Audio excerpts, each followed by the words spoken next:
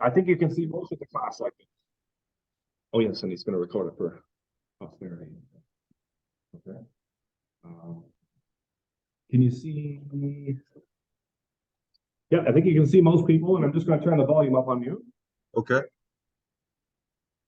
So yeah, Elijah is a pioneer, a systems designer for sure, and he, I believe, really has a very integrated and well thought out and huge system of shared knowledge communities and other technologies that he's basically pioneered in order to help people communicate and organize together. And I think a lot of people that have met him and talked to him definitely believe he is a visionary as far as this work has gone, and he's dedicated a huge piece of his life to it. So an excellent example of what someone can do in the realm of social permaculture to try and help the world. So I'm going to be here just to help facilitate what's going on, and maybe you all of you say hello, just so you can see if the volume is good.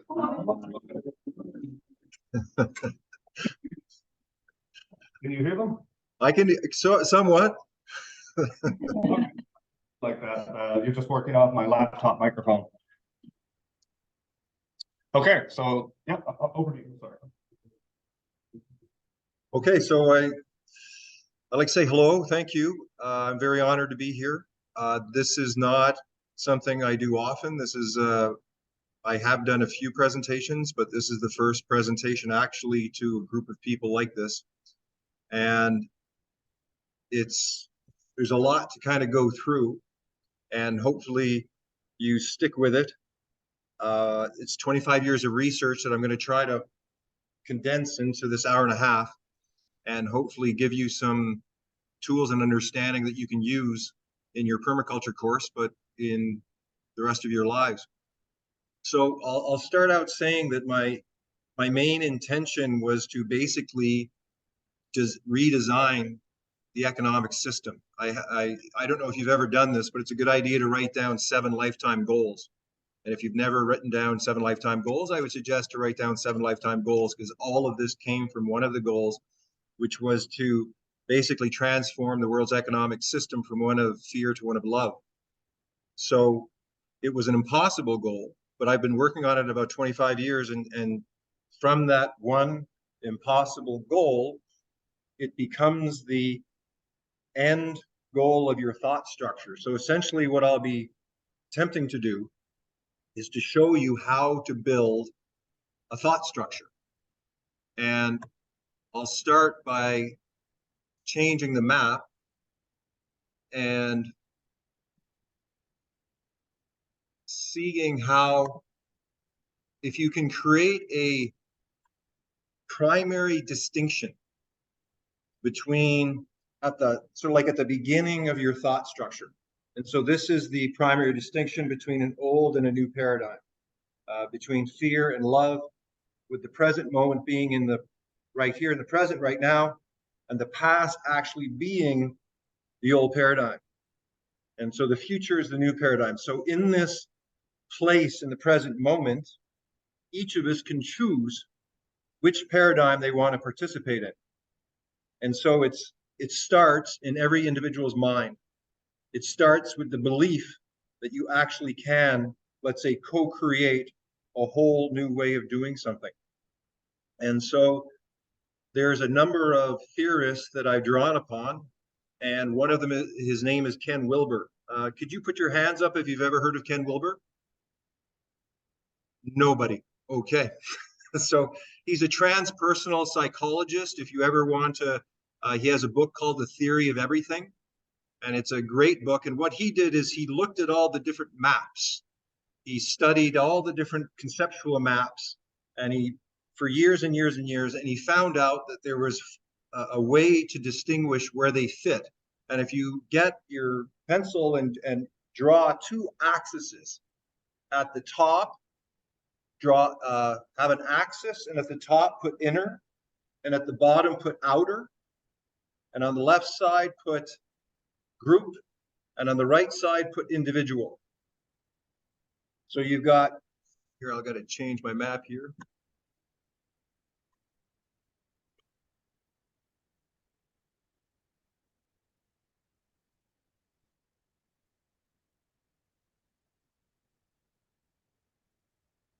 So you've got the individual, you've got the group, you've got the inner and the outer. And so what that creates is 4 quadrants. And here you have the inner individual, here you have the outer individual, here you have the inner group, and here you have the outer group. So this is a basic fundamental map that distinguishes you from everybody else and distinguishes the inner side of you in the group to the outer. So this is a fundamental map. It's called the 4 quadrants. Within his integral theory, he has a spiral that has, I think, 8 different levels that distinguishes levels of consciousness. And what he did is he distinguished levels of consciousness by going from the individual to the group, from the individual to the group, from the individual to the group, from the individual to the group. And so every sort of next level, you had to go to a group consciousness. The next level would be an individual consciousness. The next level would be a group consciousness. And I found this fascinating. And what I've been looking for are fundamental models that work for everybody, but then look at how do you combine them together? How do you start to connect these conceptual models together? And so this particular model, as you can see behind me, creates the primary interface for what I call the Inflow Matrix Operating System. So what I've been looking at doing is creating a methodology that you could organize any job, any organization, and any community, and then have them be able to integrate together. And so the fundamental larger organizational structure I've been looking at is something called a shared knowledge community. And looking at the corporation is a cell in the old paradigm. And so in the new paradigm, you need a new cell. And so I've called that a shared knowledge community, where the Inflow Matrix is the operating system for it. And so if there's something I'd like to do here that is a little bit of a side exercise that is going to come out later on. Nova, yes.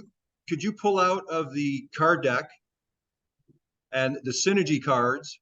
I sent you a message in Facebook Messenger. Nova, are you there?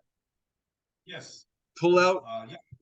Pull out from the synergy deck the research lens, infrastructure lens, learning lens, operations lens, creativity, synergy, services, marketing, stewardship, and communication. Are these the flow lenses? No, the synergy lenses. They're red. No, those are the flow, the synergy ones. Okay. Yeah, so pull out Yep. pull out the primary synergy map.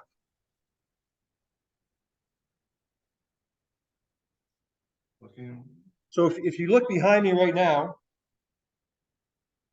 there's a synergy map, which is actually the inner group. So what I have are in the card set that you see before you, yeah, synergy. So also see the map behind me, pull out the cards from the map behind me.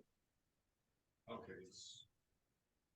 Research, infrastructure, learning, operations, creativity, synergy, services, marketing, and stewardship. So what this is, it's a universal business model. This map can be applied to any business system, and you can see the different functions. Not every business system is going to have these functions, depending upon how sophisticated they are. But if you're going to build a business system, all of these functions are going to be there. And now I notice there's 9 people here. And so what I'd like to do is to give each of you one of the functions. So as we go through what you're going to learn, you're going to start to see yourself as a whole system together. Right now, you're independent parts. Now, let's just say out of a miracle that you guys wanted to create a company at the end of this whole permaculture course, and you wanted to use this as an operating system. The idea is that you take your gifts, you take what you're good at, and you fit on the wheel at the particular function that you're going to be working at. So have you pulled those 10 cards out there, Nova? Okay, I got most of them ready. Just Okay, trying to find a couple. so like we can do it two ways. We can do it through divination, which is one of the ways we usually do it, or each of you can choose one of the functions. Which way would you rather do it?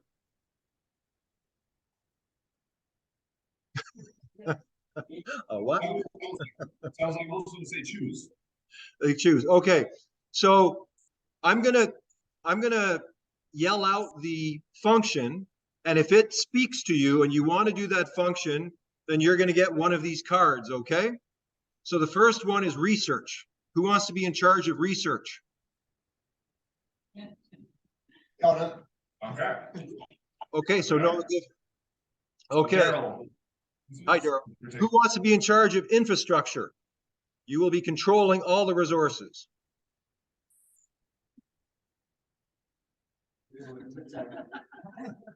Come on, who wants to control the money? Nobody. Let me come back. Okay, we'll come back to that. Okay, who here? Okay, we got somebody. Okay, so who here is a great teacher? Who loves to teach?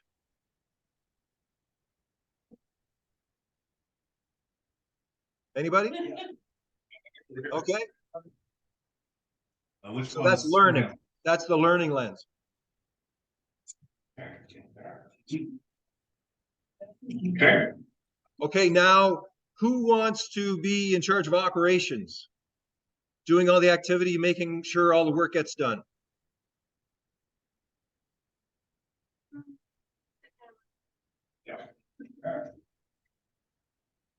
Okay, who wants to be in charge of creativity? Who's doing all the product development? Yeah.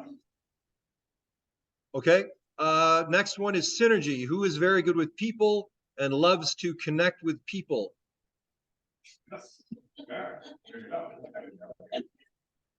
Okay, who loves doing the services, direct connection to the customer? Actually implementing the programs. Okay, we got someone? Which one is that? Services. Yeah. Okay, keep going. I just have to find that one still. Okay, marketing. Who likes to do marketing? Who's a wheeler dealer, likes to do the likes to have the most fun in a sense. Not do the work, but sell the whole program.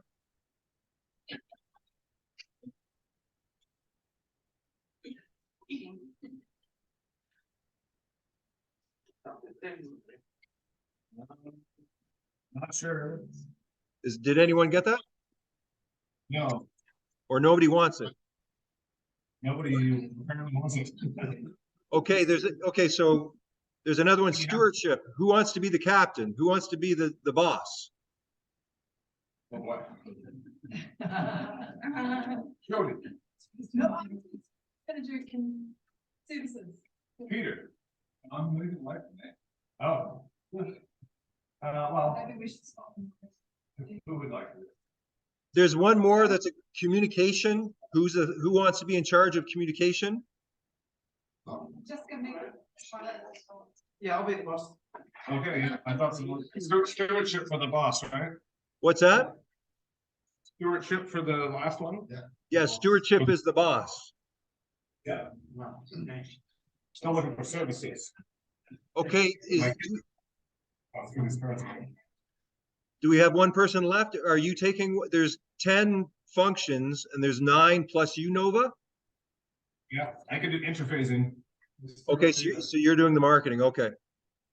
Or we still have Peter also. There's marketing, interfacing left. Is that just the two? Yeah, marketing and interfacing are the same thing.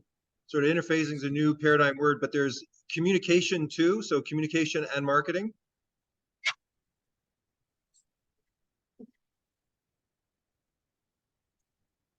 Sorry, so I think my kids stole some of these cards or something. There's the cards missing. We have lost the essential communication function. Okay, maybe you can take out infotech instead. Is communication missing or marketing? Marketing is here. We gave out communication. Does anyone have communication? I've come from that background, I suppose, sort of, that's been more the digital side of things. But we don't have the card out already. Looks like. There's a picture of the car on the web or something. Yeah, if you have a picture of that card, maybe here. Very good morning. Oh, sure. I could draw it. Yeah, he can probably draw it very quickly. Oh, I found services. There.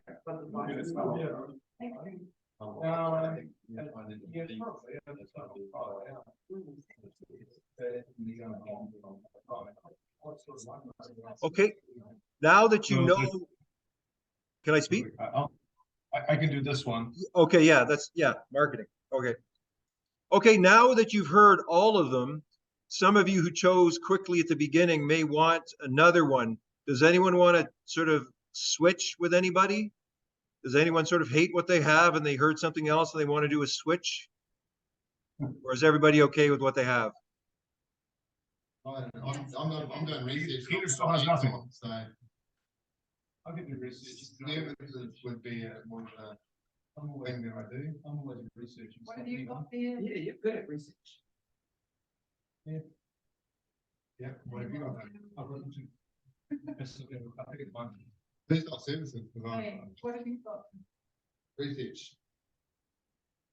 How do you still a couple at the top? Yeah, before they're missing. In my eye. Yeah. So, okay, Elijah, we have marketing and we have interfacing still left, right? Yeah, oh, well, they're both the same, so just marketing for now.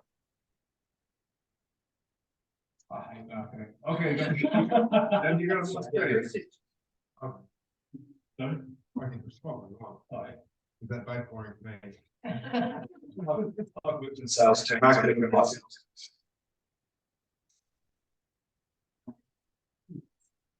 Okay. So Okay. does anyone have a card? Does Does anyone everybody- not have a card? Let's go. Okay. Looks like everybody's got a card. Okay, everybody's got a card. Okay, excellent. Okay, can you take out the convo types, Nova? Yes, I have them. And did you okay, now can you quickly put them into their color code? Oh, actually, that's pretty easy. Yes, I can do that. Okay. Okay, so while you're doing that, I'll explain the convo types. One of the things I noticed about business and life is that people talk in particular patterns. Somebody will be telling stories a lot. Somebody will be explaining a lot. Somebody will always be drawing attention to themselves a lot. Someone will be liking to brainstorm. And so what I did is I codified 72 of these conversation types and named them conversation types and put them on cards. And so within every business system, these conversation types are occurring, but it's largely unconscious. And so what I was attempting to do is to codify communication. And so each one of you has 8 convo types that are specific to your function. So there's 8 research conversation types. There's 8 infrastructure conversation types. There's 8 learning types. And you'll see as you get them that they're very kind of specific to that function that you're at. It doesn't mean that they don't exist in the other ones, but marketing conversations are generally a lot different from research conversations. So at some point, Nova is going to give you 8 conversation types, and they should be the same color as your lens. And so what this whole idea is looking at putting this business system, the whole system, in a card set. And the reason it's in a card set is that when you have information that you can move around, it's very different than when it's on a paragraph or a sentence, or when the information is actually on a piece of paper. In the paper, you can't move it around. And so I learned by making this card set that there's a huge amount of pattern recognition that our pattern mind can do when it has the right tools. And so the essence of what I've been creating is called the New Paradigm Toolkit, and there's 5 parts to it. There's maps, there's card sets, there's game boards, there's processes, and there's software. And so what you're looking at is the conscious communication card set that has 6 different card decks. There's a values deck, a convo type deck, and then 4 decks that go to those 4 quadrants that I showed you before.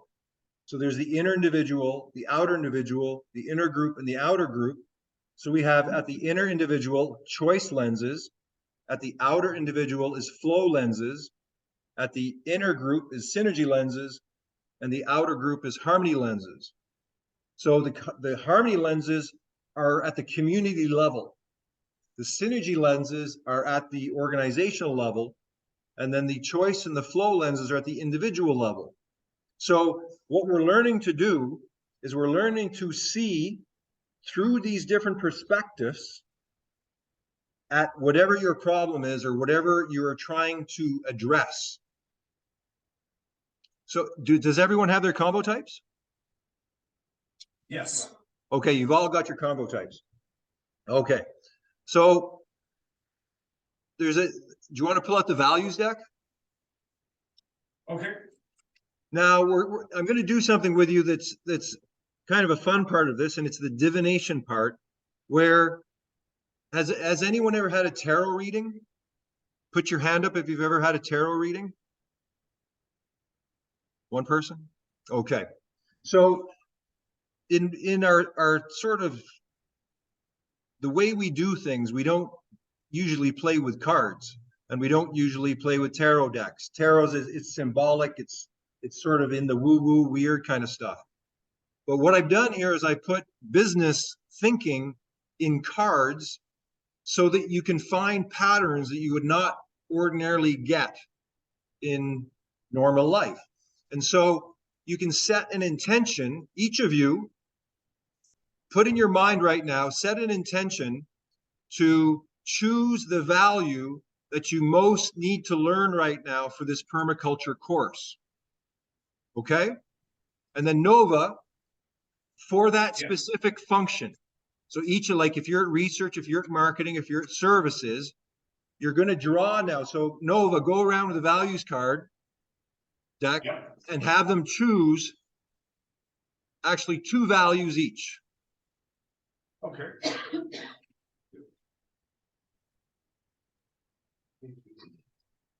You just, without knowing it, you just. Wait, without knowing at random or? Yeah, without knowing, just random.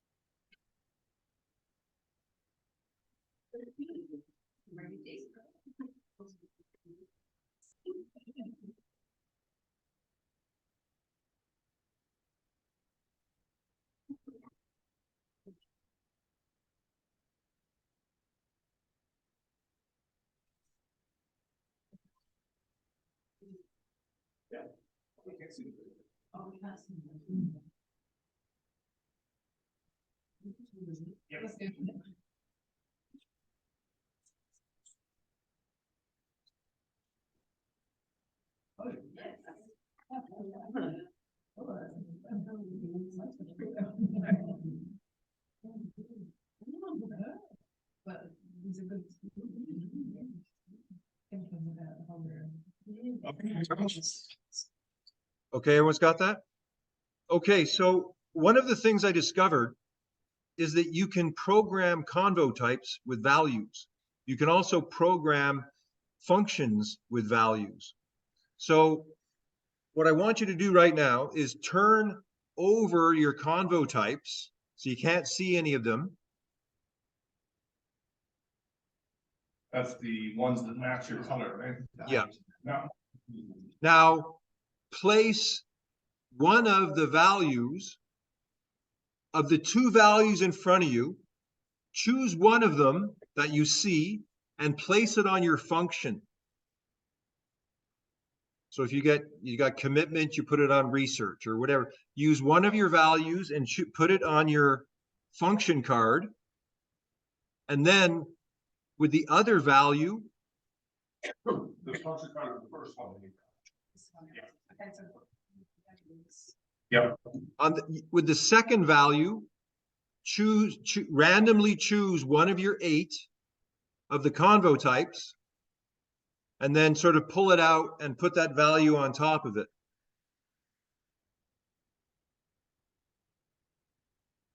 So what we have here now is we have your function where we have a value, and we have a conversation type and a value. So what I want to show you is there's a very unique way within this idea of creating value systems. And so right now we're going to create a value system for you as an organization. And so what I'd like you to do is each person to state the value and the function. We'll do it in two rounds. State your value and your function, and then say a little about what that value means to you at that function personally. Does it mean something to you or not? Okay. Do you want to facilitate this, Nova? Yep, okay, we'll start with CJ. Oh, great. And nice and loud so Elijah can hear us, I guess. Okay. So talking about combo types critical analysis and the Oh, sorry, you want to start with the other one, your main card and the value that you assigned to it. Yeah, you assign one value to that, and then the other value at random to one of the columns. Oh, sorry, I missed that. start with Peter. Okay, we'll start with Peter. Look up research, harmony, and research. Yeah. Which I really do like harmony. I just wish everyone would play together nicely. That's what I say. But I'm at odds with this because quite often in research you need to challenge. And I'm just trying to see how harmony works with that. If everybody's harmonized their research, you could end up down the garden path with the wrong idea. And there's no one there to challenge and some of the stuff. I Does think that make sense? if I could just give some feedback on that in terms of, it depends on the context really, right? So let's say you guys were building an organization that was a permaculture company, that would, let's say, be like you'd be creating harmony, let's say, within your designs and harmony within whatever you're researching. So it depends on the context, but you're right about, there's other things that come into play. Who's next? Yeah, I'll go. CJ, I got creativity, and I paired that with responsibility. And looking at that in the context of, making sure that the products or gifts are actually developed, are created. It's very much making sure that we get that vision to come to life.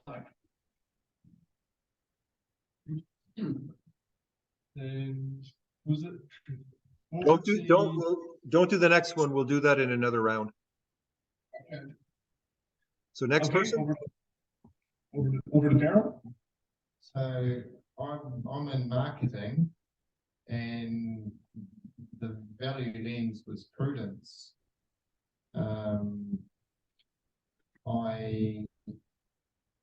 I guess marketing is something that you need to be quite sure about.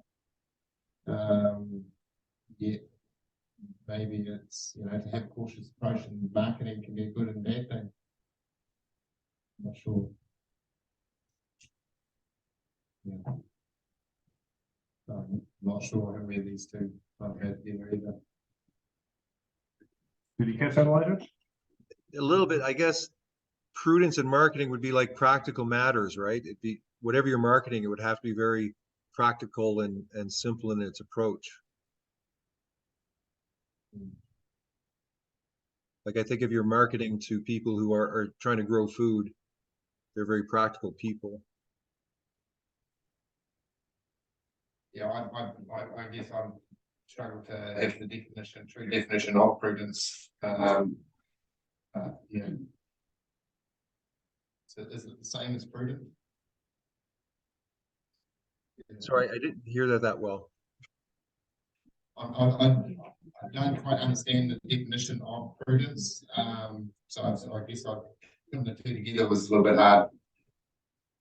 Okay. Like prudence is one of the 4 essential virtues, right? And again, I guess for me, it's being cautious in practical matters, kind of thing like that. So in terms of marketing, the approach you would use, like it wouldn't be flashy, it wouldn't be sort of like, it would have to be real. It would have to actually make real common sense. And so like a lot of marketing is flashy, right? A lot of sprinkles rather than the real meat in a sense. So the idea is that this value creates the sort of methodology that the function is going to be carried out at its highest level. I understand it. Next. Okay, maybe let's have people come up to the front and just tell everyone, because otherwise it's gonna get progressively harder to hear everyone. So this is Liz. Yeah, you guys talk funny.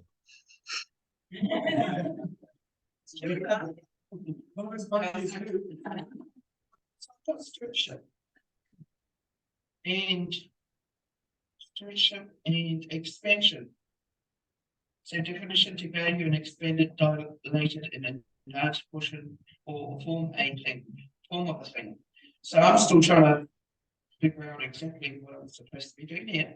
But I guess with stewardship, meaning the vision, the mission, and value system. When it's expansion, it would be the bigger picture of everything. To how far could we take it? Is it going to be local? Is it going to be, both North and South Island, international? Yeah, so that's what I look at for expansion. How far or how wide do we want to project whatever it is we're producing? Yeah. That's true. That's good. Yeah. Rebecca? That's also, I'm Rebecca, and I've got operations as a function, and the value that I've got is purity. So I suppose if I was to organise tasks in a permaculture world, it will be, making sure that in incorporating purity, it will be ensuring that the people that I choose for specific tasks, for example, food preparation, have the right skills that is required for each of those specific tasks, to make sure that the quality and the productivity the quality is not affected of the food preparation, for example, and the productivity of the work, making sure that the people out in the field doing the planting are all skilled in their area of expertise, if that makes sense. Excellent. Joey? Yeah, everyone just keep going. Hi, I'm Jodie. So I got services, and the value is diversity. So it would mean that our services are as diverse as possible. So we could reach as many people as possible in as many ways, because people have so many needs or wants. So I suppose it would be making sure our services were far-reaching, to be able to service as many people, as many needs. So with permaculture, I suppose, yeah, different nationalities, disabilities, maybe things with people with disabilities. Generations, age groups. I don't know. Going along those, or is that what you're thinking? Yep. No, that's great. Yeah.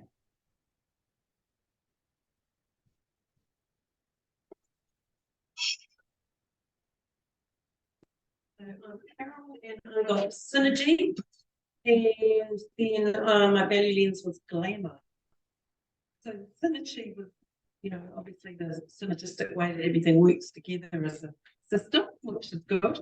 The glamour, I'm not entirely sure how it fits in, but it does say to value that which is the emotional equivalent of mental illusion. I kind of got lost at that one. So I wasn't quite sure how that connects in the glamour part. What's your function? So the synergy, yeah, is my function. Okay. Okay. Yeah. Well, that's a strange, you've got a strange one, so maybe I should help you out. Like, there's a few, let's say, negative values in the values deck, and glamour, let's say, is one of them. And so it's like as illusion is to the mental plane, glamour is to the emotional plane. And so it's synergy where you have the relationship between all the people. It's basically bringing attention to how humans can get emotionally convoluted. And so it's not necessarily just valuing the glamour, it's seeing the glamour and then being able to distinguish from it in order to create the synergy, because the synergy is how all the parts come together, and you're looking at your relationships of all the people in your whole business system, right? Does that make sense? Oh, thank you. Yeah.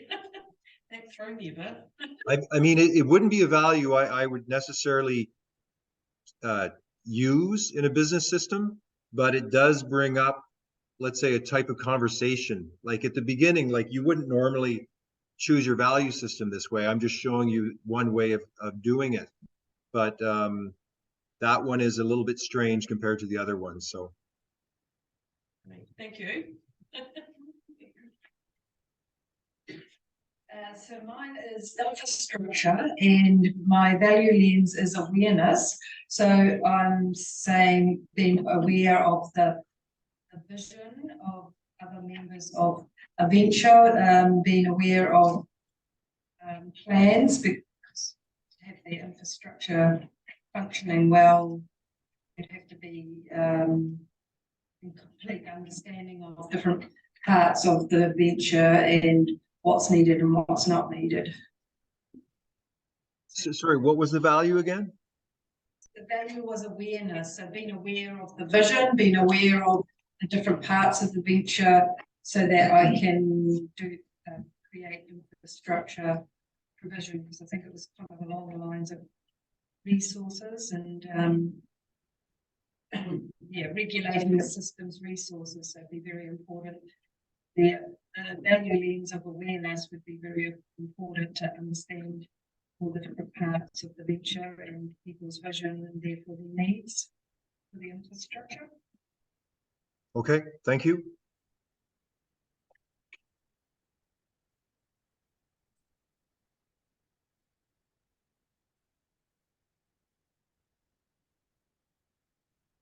Hi, October. My function is learning, and sort of read the function here from that class. The system, subsystem for that empowers systems members to reach their highest potential in jobs they are responsible for, and the value I got was worship. And to value the focused attention to what one considers to be divine in nature. And I looked at that as, you know, the kind of subsystem, I guess, is to maybe use some sort of, you know, meditation system, what we call kind of care prayer. To get people probably in the right frame of mind to do their job. This kind of thing. That's what I come up with. Did you get divinity at learning? Is that what you said? I got just worship. Worship. Can you say that again? Worship. Worship. Worship. Worship. Oh, worship. Okay. Okay. Yeah. You guys talk funny.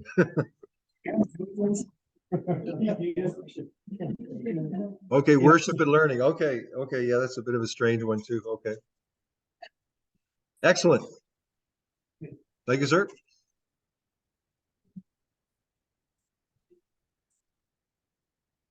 Has everybody gone? Yes. Okay, before we do the next round, I'd just like to say something, let's say in terms of values, where you have, I think in most organizations, they might put the values on a wall. You might get responsibility, honesty, accountability, whatever the values are. But I've never seen values actually put into the operational system at such a level.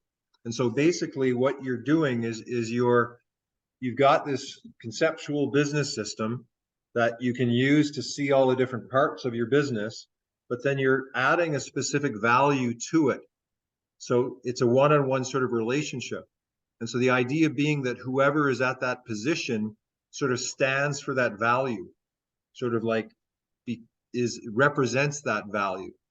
And the idea being is that value system creates a reference point for how you're going to learn.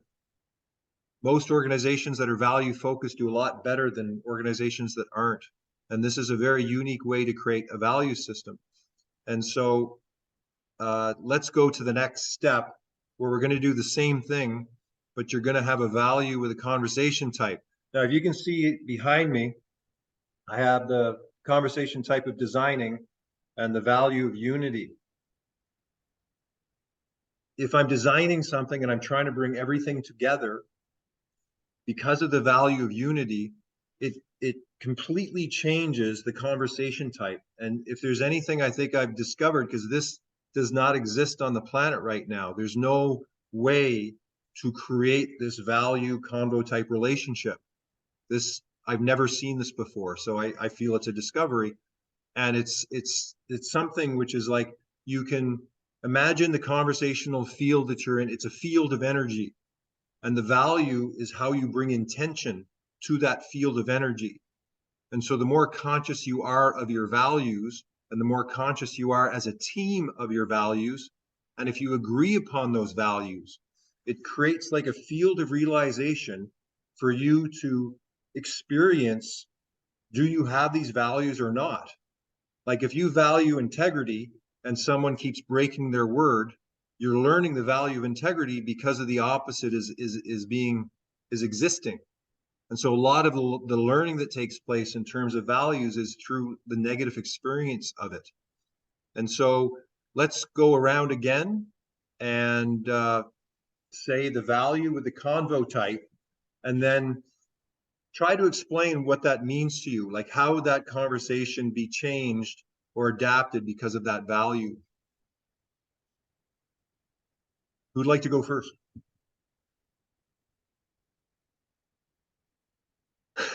My value lens was understanding, which is always an important part of any conversation. But my favorite type is needs analysis. In order to analyze something, you need to have a whole heap of different views. I guess the understanding is not going to come until that point.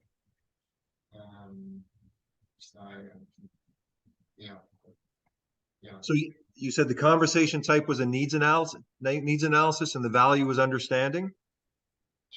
Yeah. I mean, sometimes it's so obvious, or it works so well, you don't even have to say much more, right? I mean, obviously in a needs analysis, you're trying to understand your customer. You're trying to figure out who they are, right? So having the value of understanding makes complete sense. Can you sort of like, when you do it, sort of hold up the convo type and say, here's the convo type and here's the value to the rest of the people? Because if you just speak it, people may not actually be able to distinguish, which is which. Okay, so here's the value type, understanding, to value the act or outcome of grasping the inward or hidden nature of things, or perceiving in an intuitive manner. And combo type needs analysis to identify what the needs are of each party before they reach an agreement.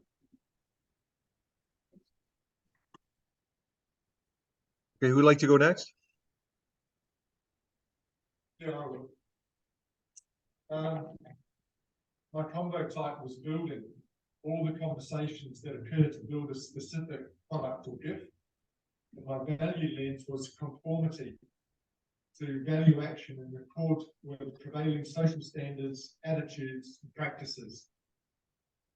So I think it's to me, it's about understanding who you're building your products for, what they want, how they behave, what they believe in, and sort of building that into your product.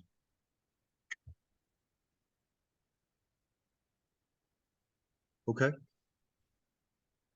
Conformity of building, right? I mean, I guess all your design specs, you'd have to fit all your design specs to conform to your design specs for what you are building. So makes sense. Could you also say what your function is too as you do it? So you can. Sure. My function was creativity, which is about the subsystem that formulates the system's products and gifts so that system's purpose, vision, and goals are realized. Excellent. Thank you. Who'd like to go next? Yeah, I'll go. So I've got my value lens. I mean, that's one to use as an example is unity. So that's the value of being united or combined into one as of parts of a whole, unification. And that's paired with research. So unity is investigation. The way I would try to see those ones working together is that you could say that everybody to a certain degree is involved in research, just in their daily jobs or lives, and they may come across something that is worth further investigation, further research. So that's kind of, it's not putting the responsibility out there, but it's making it available, I suppose. It's just saying that I'm not the only person who does this, everyone can partake. That makes sense. Yeah. Okay. Anything to add on that? I don't know. Excellent. Thank you. Who's next?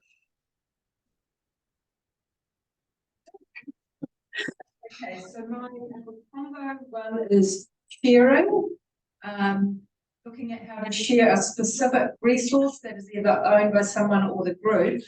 And then it's quite an easy fit because my value lens is globalization. So making the connection to all parts of the globe worldwide. So I guess that would incorporate communicating with marketing and connection and networking and working out a way to network or market whatever the product is. Thank you.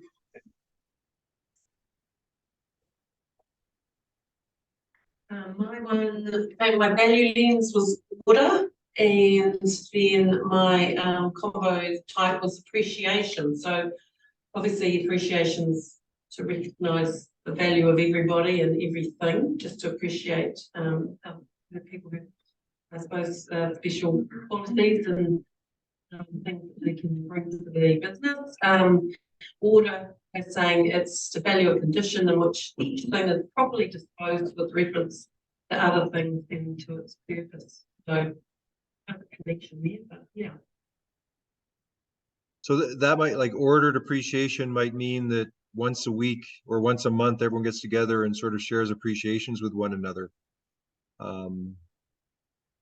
As another way of looking at it. Okay, thank you. Who'd like to go? I appreciate you just did that. Very nice.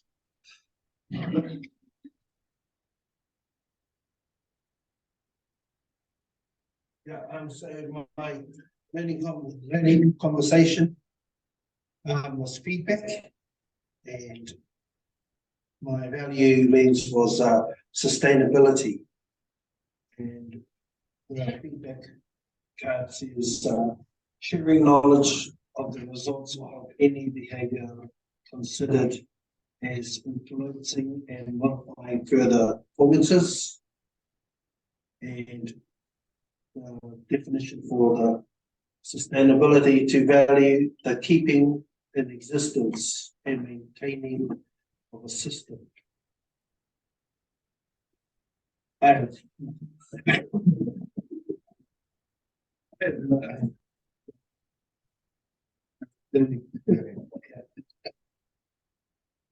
so feedback, sustainability, to value the keeping of existence of and maintaining the system. And we're going to get, to give their feedback on what works, what doesn't, what can best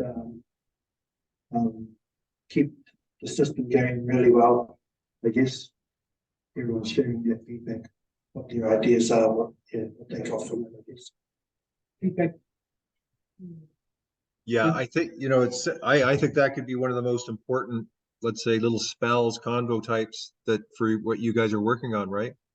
It's, you'll see that some of them are just like brilliant. Like there's certain combinations that are just brilliant. And so when you can find what they are and then master them, I think it's very life-changing. So thank you.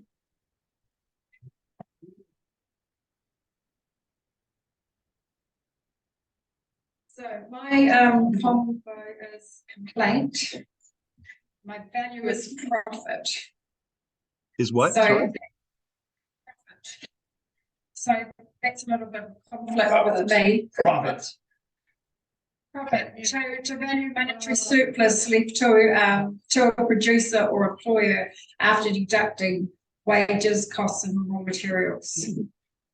Okay. So there's been a complaint, and I'm thinking my value is to think about the profit.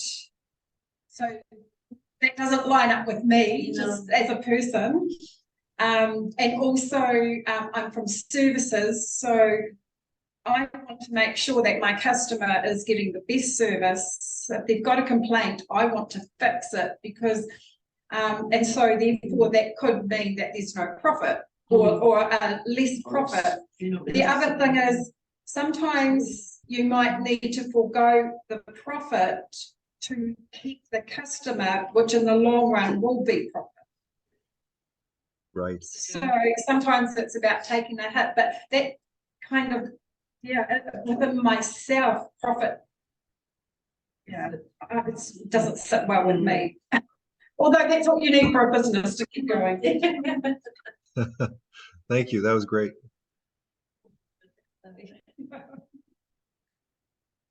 Right, so my functions is operations.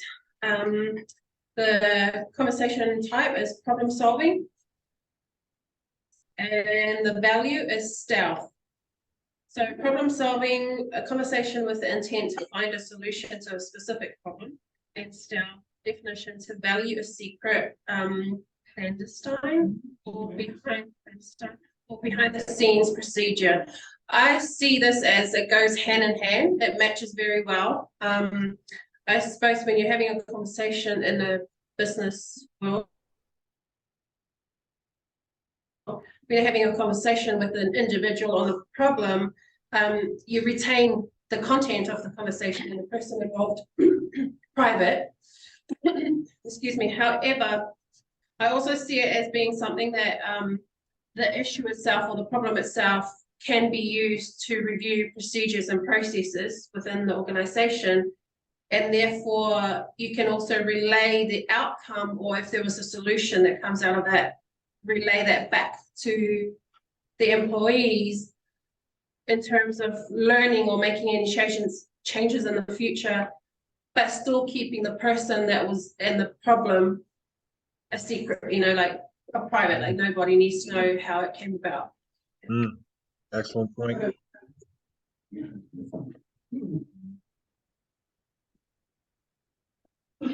Hi, my one is stewardship, the synergy lens. The combo type is advocating, to take a stand for someone regarding a job, mission, or endeavor. And my value lens is doggedness. Yeah, doggedness. So to value not being intense or acute.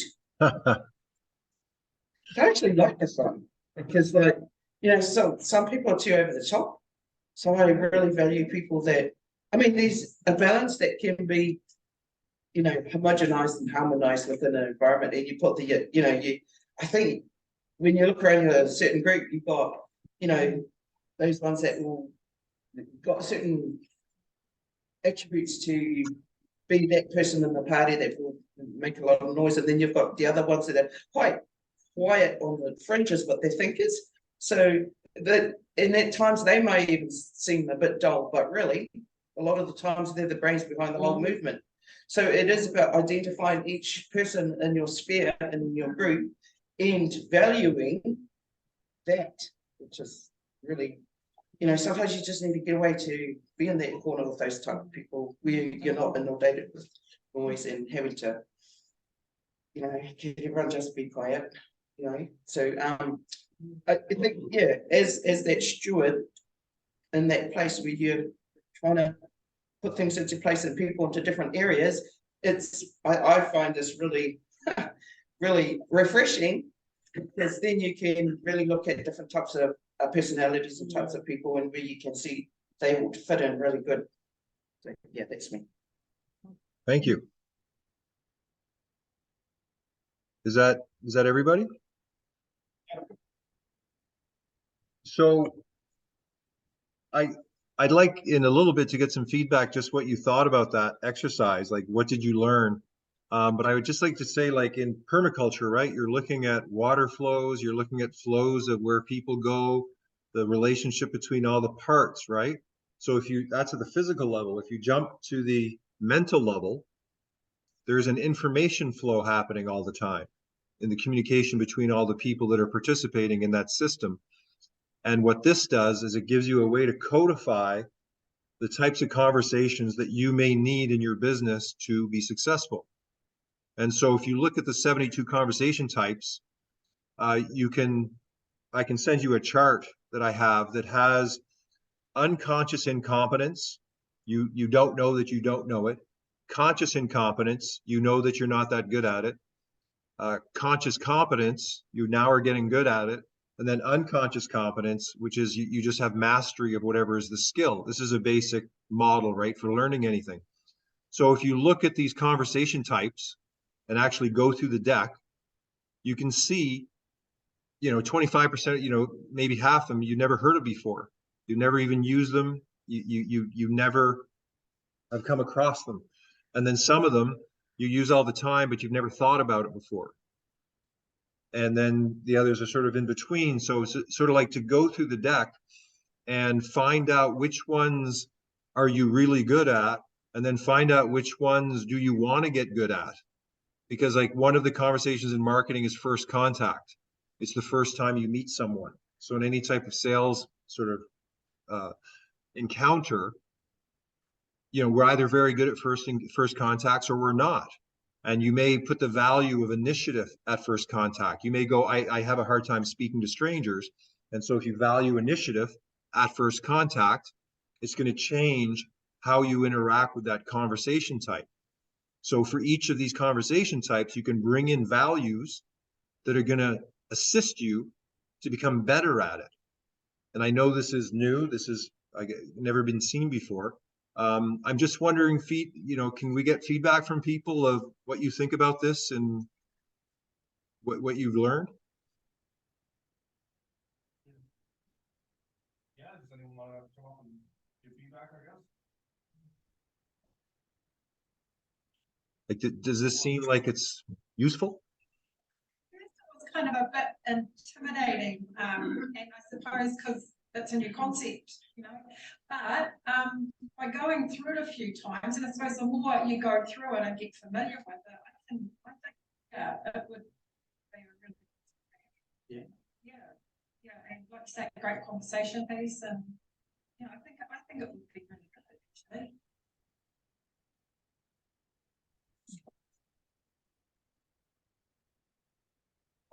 I think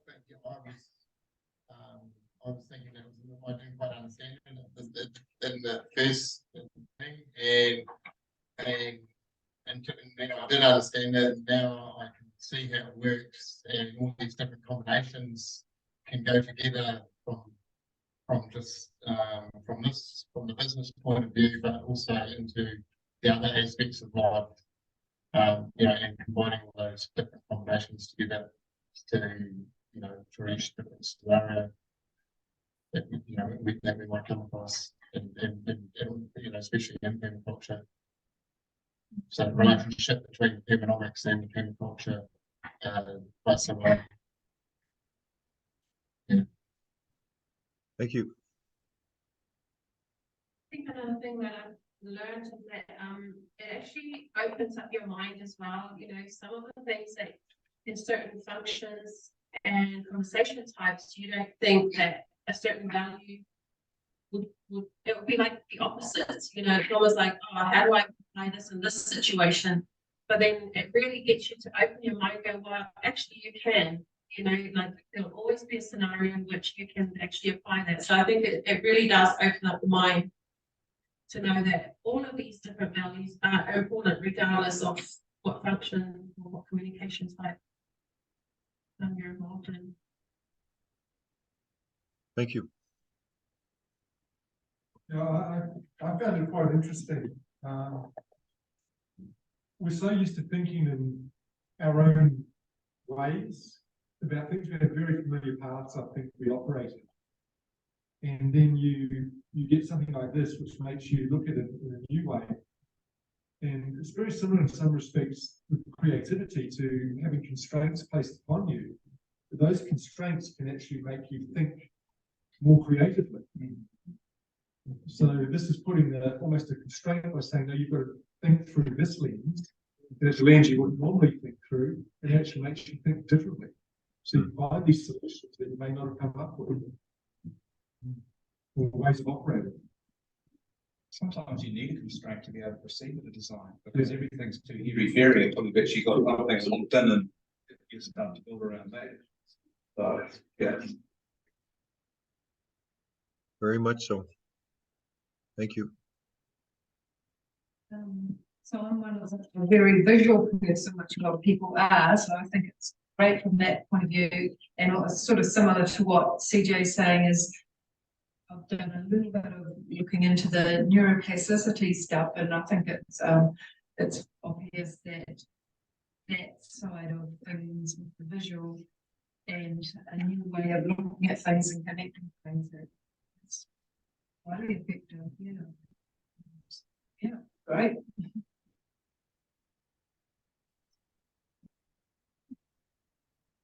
So there's a way of taking the synergy map and making your own value. Like if each of you had, let's say, your own business system, just bring it back up here.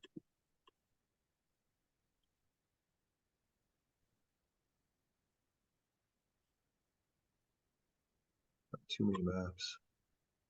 So here, right, is the map of what you're all part of. But if each of you had your own business system, you could each choose your own value system, right, for your own business, just to let you know. And you can actually also do it as an individual. There's a set of cards called the flow cards, where you have field and resources, mission, activities, products, relationships, paths, strategies, agreements, and conversations, and you can create a values map with that from an individual point of view. So the idea is you have your individual values, that's yours, and then you have the group values that you're sharing with other people. So let me jump a bit here to something that is called the time translator. And this is actually the basis of the whole operating system. And Jose Arguez, who is a Mayan elder, said, as space is to the body, time is to the mind. And so what this is 9 cycles of time. And I think, again, in permaculture, you know, you need to have all of these cycles in your mind to see how things fit together. So the outside, the purple wheel, is your lifetime. And what that is, the zodiac. I don't know if you guys follow astrology at all, but when you're born, the planets are in a certain position and they call it a birth chart. And then the planets keep on moving And so all the larger cycles that we're connected to with these planets can be charted on this one map that's on the outside. The blue wheel is 1 year, and here you have 13 moons. And so a lot of civilizations, you know, have used the moon cycles, 13 moon cycles, as the main reference point. They didn't use months. I think the Romans brought it in to bring in some way to tax people. And then right here you have one moon, which right here is like 28 days, but I know it's a little bit more or less depending on how you look at it. And then here you have a day of 24 hours. So you got your lifetime, your year, your lunar month, your day, and then at the center point here is actually seasons. And it doesn't follow in a sort of like alignment, like it should have fit right there, but it becomes the main reference point. If you like, especially in permaculture, right? The seasons are going to dictate what you're able to do and how you do it. And then on the inner part, we have the fast moving cycles. We have hours, minutes, the present moment, and timelessness.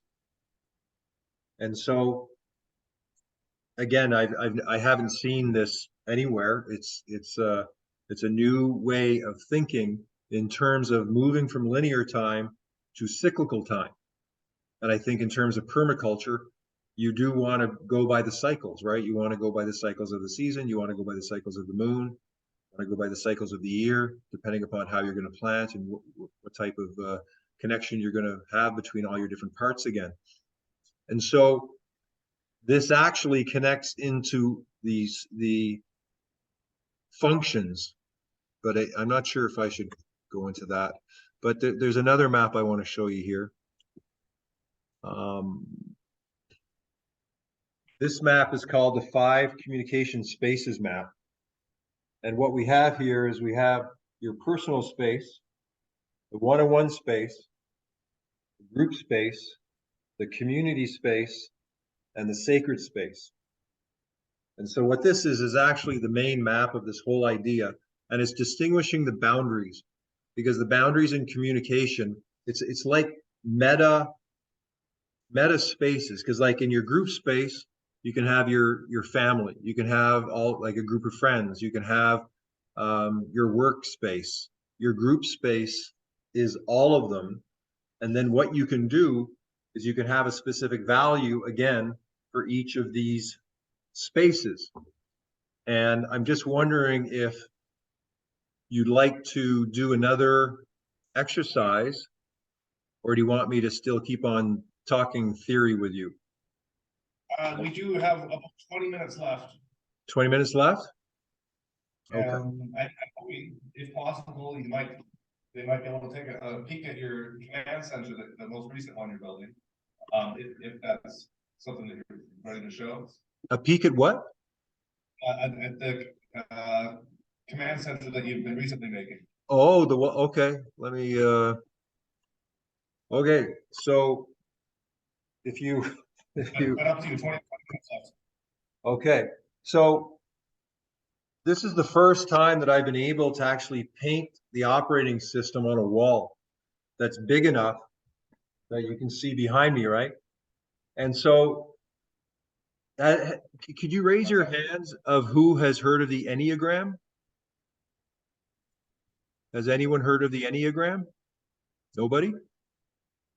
Okay, has anyone heard of George Gurdjieff? No, okay.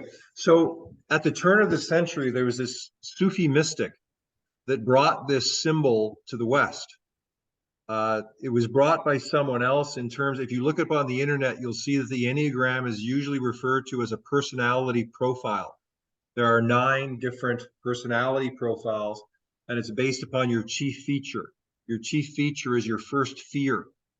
And when you're at a very young age, you go through some horrendous experience and you experience fear for the first time, and then your personality builds upon that. And then you either have a sort of functional or dysfunctional side to this.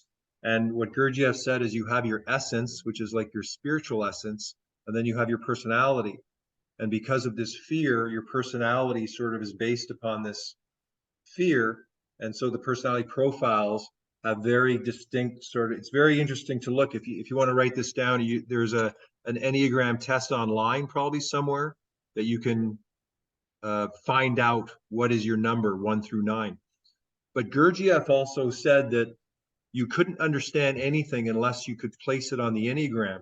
And if you look right here, there's a primary triad in the center. And then there's this 1, 4, 2, 2, 8, 5, 7 connection between the 6. So you have, like, if you look at any spiritual tradition, the Father, the Son, the Holy Ghost, or Shiva,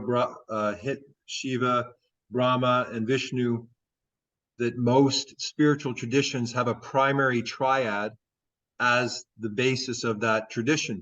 And so that fundamentally, mathematically, is this 3, 6, and 9. Tesla said if you could understand the relationship between 3, 6, and 9, you could understand the mysteries of the universe. If you take any number, I don't know if anyone has a calculator, but if you take any number divided by 7, you get 0.142857, 0.142857, 0.142857. So the mathematics of the symbol are defined by dividing something by 7. There's no 3, 6, or 9. If you divide 2 by 7, it's like the same number, but it starts at a different number. So the Enneagram is actually a mathematical relationship. So you have the 3 that's a trinity, and then that 3 that's a trinity, let's say it's ABC, can come together 6 ways: ABC, ACA, ACB, BAC, BCA, CAB, or CCBA. So there's 6 ways the 3 forces come together. So you have 6, and you have 3, and you have 1 that's the unity. So what I started to do was to map information on top of this Enneagram, because if it is a universal construct, and if this spiritual master said you can't understand anything unless you map it on the Enneagram, I thought that, okay, well, I'm going to build a whole thinking system on this Enneagram. So that's like, I was looking to place language on sacred geometry. Sacred geometry is kind of like the connection to the laws of the universe. So the idea being that if you align your mind, if you have a thinking system or a thought structure that aligns to the natural laws of the universe, that would probably be a pretty good thing. And this is sort of, it's not most people. Like, let me ask you a question. Who here has an abstract thought structure in their mind that you've created yourself? Has anyone ever done that? Okay, 2. Do you want to explain a little bit of how what yours is like?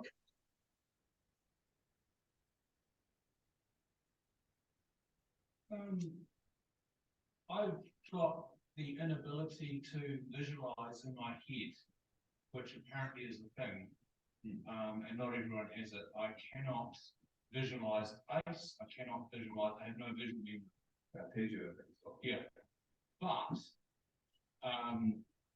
I have, and I don't really know any other way of describing it, but I feel a thing or design or abstract. So I can do stuff about pictures, but I kind of, I don't know a better way of describing it. I feel it. It's intuitive. I know it looks like physically was out of place, even though I can't see it. Yeah, that's, and I actually thought that was normal until I realized that it wasn't. Most people aren't like that. Yeah. Okay. Someone else had put up their hand? I might pass on that one. Okay.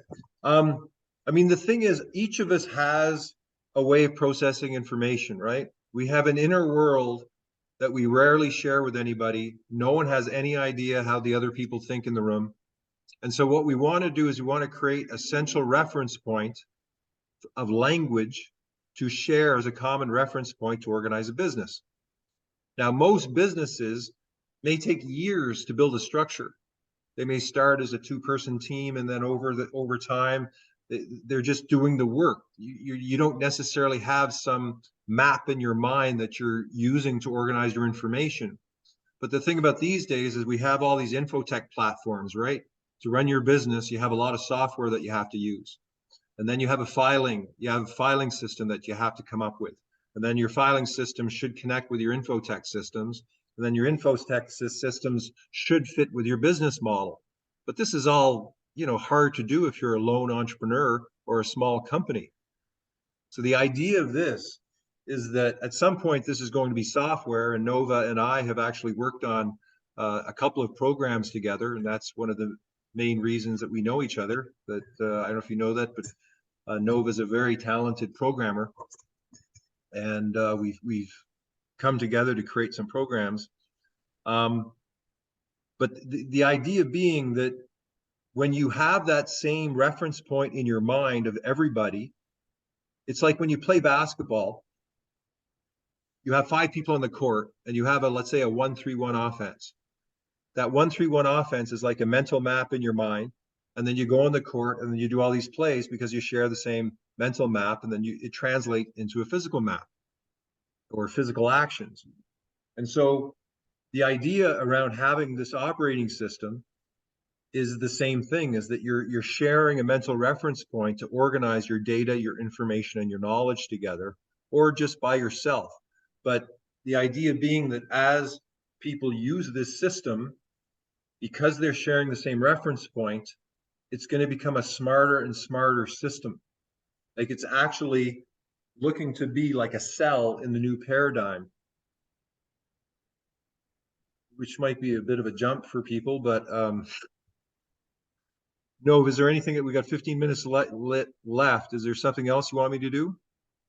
Well, a couple things, like, can you tell them what percentage do you think that they've now learned your entire system? How much have they seen and understood? Or how much have they even seen? A percentage. Oh, well, that's an easy one to figure out. I think it's 37.2%.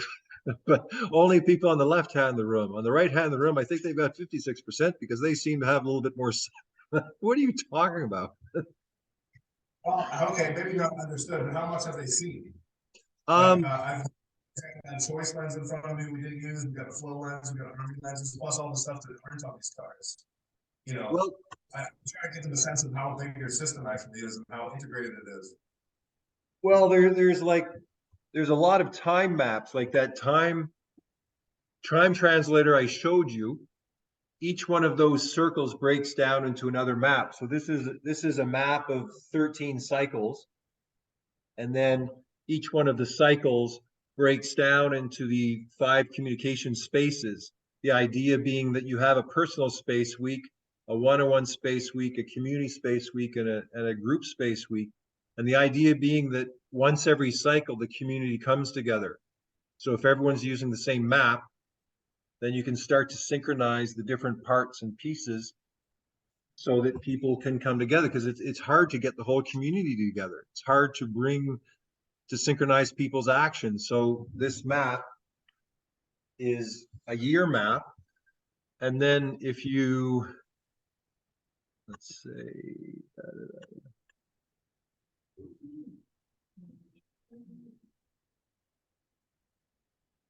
here's, by the way, the Ken Wilber's spiral dynamics, just to give you I mean, like if you look at this, right? This is another version of the time translator. One of the biggest things about this is it's combining cycles of time with levels of consciousness. So is anyone in the room interested in levels of consciousness? Yeah. A few people say yeah. Like to me, it's one of the reasons we're here on this planet, right? We're here to, I think, to spiritually evolve through whichever methodology you want. But levels of consciousness sort of implies like a person like Buddha, a person like Jesus, a person like Muhammad, anyone who's attained any type of high, I guess, assessment of some sort of prophet, to me, they're accessing higher frequencies of thought. And so if you look at this beam of light coming out of the center, that's timelessness. So it's outside of time. And so the idea being that once you go into timelessness, it could be a DMT trip, it could be mushrooms, it could be your meditation, it could be whatever methodology you might use, that you can attain higher levels of consciousness. So the mind likes structure. So this is the first time that the mind gets cycles of time connected to levels of consciousness. There's no model on the planet that actually has that, at least from what I've found. And so we're giving the mind a methodology to see how to attain higher levels of consciousness. And there's a book called Power versus Force. Has anyone heard of Power versus Force? The book called, okay. So within that book, there's a spectrum of consciousness where you can see that you go from guilt to apathy to grief to fear, desire, anger, pride, courage, willingness, acceptance, reason, love, joy, peace, and enlightenment. And so basically it's looking at our state of being and giving a sort of number to some sort of state within us. And it has this spectrum that gives us levels of consciousness. So this is just one of many. There's lots of different models that have levels of consciousness. But if you put this at the center of the map I just showed you, here, if you put that there, then again, you're giving the mind and you're giving yourself a map to see where are you. Like if you're always in depression, if you're always in a negative state, you're kind of stuck in fear. I'm not saying anyone here is, but you may know somebody who's there. This gives a map to show there are higher levels. There are ways to get to where you can go to another place, another state of being. And again, I think that's part of our purpose on this world, is to be able to find higher frequencies of thought. But I guess, that's my own sort of assumption. But and the idea being that when you create a value system, so here's an example of a value system, that value system creates a feedback mechanism. It creates a field of realization. You're telling the universe, this is what I want to learn. And then you go through experiences where you learn the value of these values. And every sort of like spiritual discipline or business discipline, if you look at what is at the core of what makes them run, it is usually values. And so when you bring the values into your business system in this manner, it's sort of linked into your own self-development and the self-development of the group, because you've got a reference point now to see how to create a system that is hopefully more effective.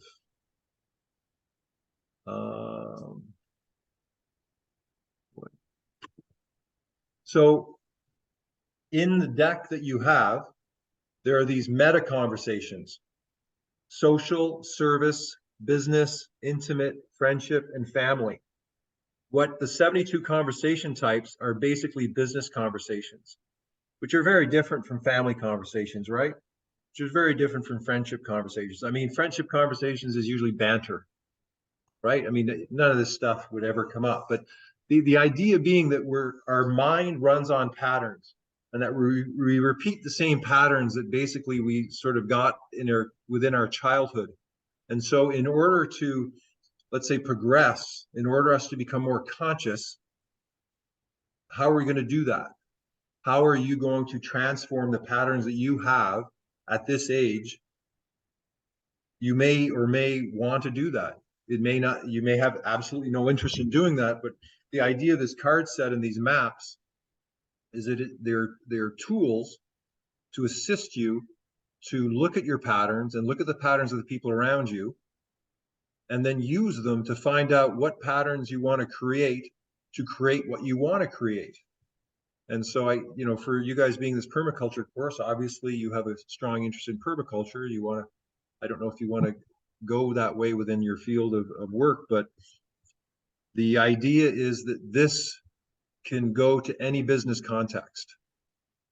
Every business uses communication, and these combo types are, again, patterns that you may or may not know. I think I'm coming to the end of my existence. Maybe I'll shift into Star Trek and go back to my spaceship and try to, I don't know. This is, it just seems like Nova, help me out here. First of all, thank you very much for presenting us all this information and keeping sane until the end almost. I think honestly, your system is a really good example of what people can do in the realm of social permaculture and about, it's not directly permaculture, but it's related. And I think it's most of what comes up with social permaculture stops being permaculture pretty quickly anyway. In a way, it's all endeavors to change the world and to find ways to synergize people and help people organize better and ultimately help humanity somehow. And I think that's what your system is geared to do. And I think that's your basically that's your goal, right? With doing all this. Yeah, so I think it's an awesome example. I was trying to point out or have you point out that you really haven't scratched the surface completely with all your stuff yet within 1.5 hours, of course. And perhaps if anyone here found it interesting, you'd like to tell them how they could learn more about your system or connect with you, perhaps even maybe if you're willing to do that, or one way or another, pursue more of the system and the information you've created and learn more about the Inflow Matrix. Yes, I mean, I do individual coaching. I do group facilitation. The card set I'm just bringing into the market. Like Nova is one of the first of 24 people who's got the card set. I haven't finished the manual, so I'm still doing all the work to sort of describe this stuff, which could take the rest of my life. Who knows? But it's only been 25 years, so. I want to thank you all for participating and for going through that. I hope it's valuable to you in some way. And if you are interested, you can, through Nova, you can contact me. And I will be starting training courses at some point. Okay, awesome. Thank you very much.